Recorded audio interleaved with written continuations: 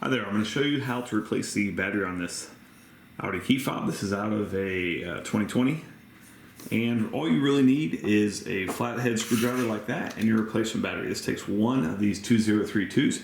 You can get this off Amazon, it's really inexpensive, and there's a link below in the description. I'll take you straight there. Alright, so the first thing you want to do is remove this key. So press that and pull this out. Okay, now this panel is what comes off. And there's a little, I'll show it to you in a sec here, but there's a little clip. So you want to angle in like this and then pry up. So put it in like this and just pry up.